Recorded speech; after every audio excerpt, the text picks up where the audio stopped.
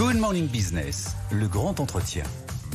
7h44 sur BFM Business et sur RMC Découverte. Le grand entretien aujourd'hui, notre invité avec Raphaël Legendre, c'est Agnès Pannier-Runacher. Bonjour, ministre de la Transition écologique, de la biodiversité, de la forêt, de la mer et de la pêche. Le sommet de l'intelligence artificielle s'est terminé hier. Il y a eu plusieurs annonces, dont une sur l'intelligence artificielle durable avec une coalition, 91 partenaires, 37 entreprises, 10 pays, 5 organisations internationales. C'est super. D'ailleurs, on va dire que des trucs positifs sur le sommet de l'intelligence artificielle. Mais quand on regarde quand même dans le détail, il n'y a pas beaucoup de pays qui ont signé. Est-ce que vous avez eu du mal à faire entendre cette voix d'une intelligence artificielle frugale, d'une voix où on peut consommer moins d'énergie? Bonjour Laure Closier.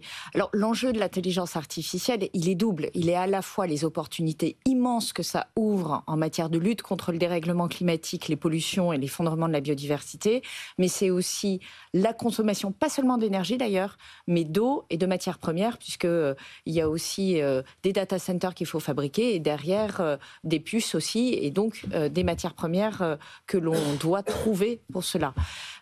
Nous, on n'a pas eu de difficultés, mais effectivement, les pays en pointe dans l'intelligence artificielle, c'est pas les 195 pays du monde. Il y a un certain nombre de pays de haute technologie qui sont aujourd'hui en pointe, et on est très heureux d'en avoir embarqué comme l'Allemagne. Il n'y a pas l'Inde, par exemple. Oui, mais on a embarqué l'Allemagne et le Royaume-Uni, ça c'est très important, et on a embarqué des grands groupes qui aujourd'hui sont opérateurs, notamment en Inde et dans tous les autres pays du monde. Je pense notamment aux opérateurs français comme Capgemini, mais qui ont des bataillons en Inde. Mais vous avez raison, on est aujourd'hui face à un doute au plan mondial sur la question de la frugalité, de la sobriété, alors que c'est un enjeu aussi de compétitivité. Quand vous utilisez moins d'énergie, moins d'eau, moins de matières premières, c'est assez simple, ça coûte moins cher et vous êtes plus compétitif. Comparez aujourd'hui ChatGPT et d'autres intelligences génératives dont on s'aperçoit qu'elles ont finalement coûté moins cher à développer, je pense à DeepSeek, alors on ne sait pas exactement dans quelles conditions, je pense au chat français, en fait, les deux autres, si effectivement il est avéré que DeepSeek a été développé avec peu de ressources, sont beaucoup plus compétitives. Bon, mais ça, c'est, j'allais dire, les règles du marché. Plus on est compétitif, mais les règles du marché, cher, mieux c'est. Les règles du marché rejoignent l'écologie. Consommer moins de ressources, ça coûte moins cher. Donc la concurrence, c'est la saine concurrence qui permet d'être frugal en quelque sorte. Et c'est aussi faire en sorte d'embarquer cette coalition, très concrètement, Agnès Pannier-Runacher, bon, on se fait plaisir, on signe des coalitions, mais... Non, on travaille. Elle s'engage à quoi? On travaille derrière. À quoi? D'abord, on travaille à mettre les scientifiques autour de la table. Parce que l'intelligence artificielle frugale, ça veut dire s'inspirer des meilleures pratiques, effectivement, de pilotage de l'énergie, de codage frugal, parce que plus votre codage est léger, moins vous mobilisez d'énergie pour le faire tourner. Donc ça, c'est de la science. Et nous mettons les scientifiques du monde entier autour de la table. Première chose. Deuxième chose, c'est l'Agence internationale de l'énergie qui va mettre en place... un observatoire de l'impact énergétique de Exactement. l'IA. En quoi ça va consister? En quoi ça va consister? C'est de savoir très exactement combien on consomme d'énergie, qui sont les meilleurs, qui sont les moins bons, pour que tout le monde progresse et pour qu'il n'y ait pas de mensonges. Pas de mensonges autour de l'intelligence artificielle, pour pas qu'on repeigne en rose l'utilisation de l'intelligence artificielle. Il faut dire qu'il y a des chiffres absolument spectaculaires. Chaque requête sur ChatGPT consomme 2,8 Wh d'électricité, ça ne parle pas beaucoup comme ça. C'est 10 fois plus qu'une recherche sous et une bouteille Google. d'eau aussi, selon certaines études. Voilà, et c'est d'ailleurs aussi un appel aux usagers. C'est-à-dire que lorsque vous cherchez un restaurant, vous n'avez pas besoin de passer par ChatGPT. Il suffit de prendre un moteur de recherche basique. ChatGPT... Et moi, je préfère dire, utiliser le chat, c'est français, c'est plus léger, c'est plus écologique. C'est un moteur qui, forcément, est plus sophistiqué, et donc c'est pour des recherches plus sophistiquées. Donc vous appelez les utilisateurs à avoir une utilisation sobre de l'IA? C'est très intéressant. C'est très intéressant pour eux aussi, donc, parce qu'à la fin, tout se paye. Plus vous consommez de ressources, plus ça se paye d'une manière ou d'une autre. Vous allez le retrouver dans le prix. Plus la consommation augmente et plus la production est réduite, plus le prix augmente. Il n'y a pas de... There's no free lunch, comme on dit. Il n'y a pas de repas gratuit dans l'économie. Est-ce que vous pensez qu'il y a les consommateurs qu'il faut responsabiliser, mais il y a aussi les utilisations industrielles de l'intelligence artificielle, par exemple celui sur la voiture autonome. Est-ce qu'on gagne beaucoup à avoir des voitures autonomes aujourd'hui en mobilité?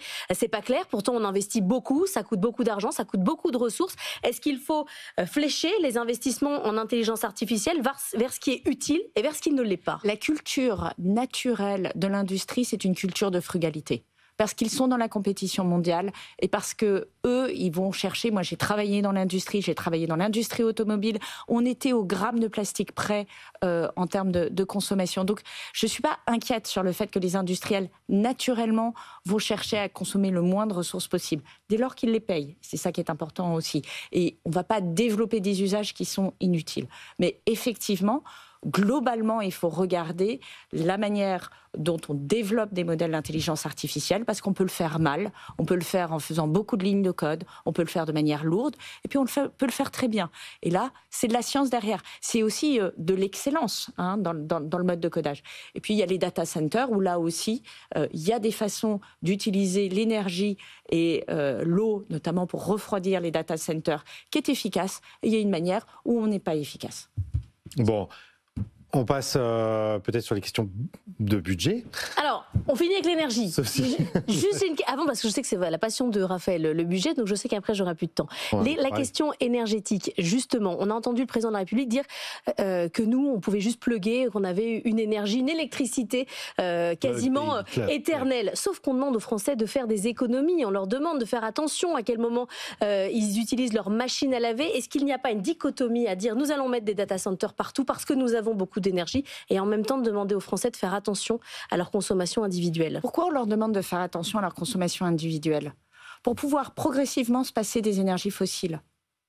Parce que nous sommes totalement dépendants des énergies fossiles. On importe 99% de pétrole en France. Et lorsque ça va mal chez les pays producteurs, ou lorsque les pays producteurs veulent nous imposer une augmentation des prix, on est incapable de pouvoir, on ne fait que subir, on ne peut pas résister. Et donc l'électricité, c'est évidemment un enjeu qui est majeur.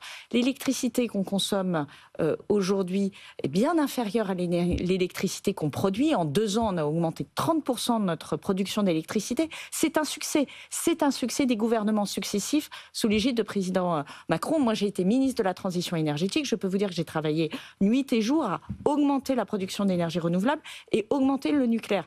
Et aujourd'hui, on enregistre les gains de ce succès. Qu'est-ce qu'on fait derrière ?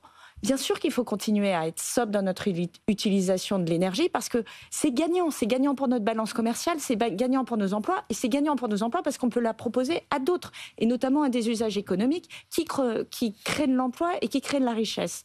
Ensuite, l'avantage des data centers, il est très simple. Un data center, lorsqu'il y a une tension énergétique, peut se déconnecter du réseau. C'est ce que nous leur demandons. Et c'est pour ça que, en fait, ils consomment notre trop-plein d'électricité quand on n'en a pas besoin.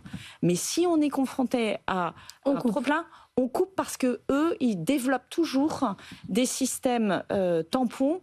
Parce qu'un data center ne peut pas perdre ses données, ça fait partie de son cahier des charges, et donc il a toujours une capacité de 24-48 heures d'autonomie sans être connecté sur le réseau électrique. On y va pour le budget. Agnès Pannier-Runacher, la frugalité. L'État essaie de se l'appliquer à ses propres dépenses. Le budget de l'écologie va passer de 24 à 21 milliards d'euros entre 2024 et 2025. C'est compliqué pour vous là, non ? Je ne sais pas où vous avez trouvé ces chiffres, ils sont faux. Non. Alors, pardon. Le budget de l'écologie, il augmente de 600 millions d'euros. D'accord ? 600 la prime millions rénov d'euros. va passer de 4 milliards à 2 milliards. C'est le périmètre qui a changé, c'est ça ? Non, c'est pas le périmètre. Je vous parle du périmètre dans lequel on prend aussi la partie énergétique. L'énergie augmente de 4 milliards. 4 milliards. C'est important qu'on se dise les choses. Bien sûr, vous êtes là pour ça. L'énergie augmente de 4 milliards.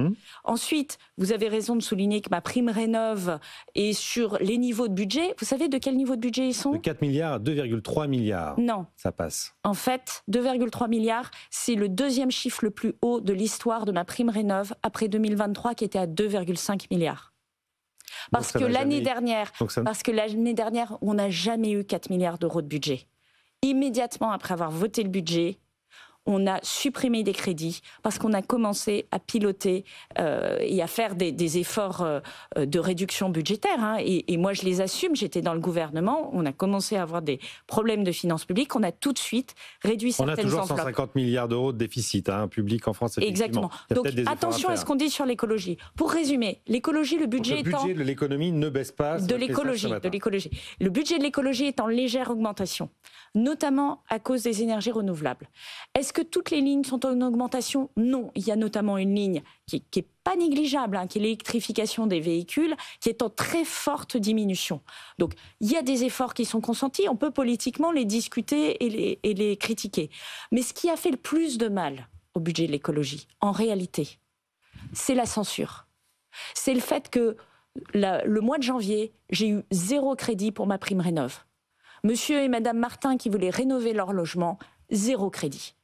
J'ai eu 0 crédit sur le fonds vert. C'est reporté dès le mois de mars. C'est reporté, mais c'est reporté au mois de mars. Ça veut dire que pendant 2 mois, vous ne tournez pas. Ça veut dire que j'ai perdu 2 mois de l'année. 2 mois de l'année, c'est 16% de budget.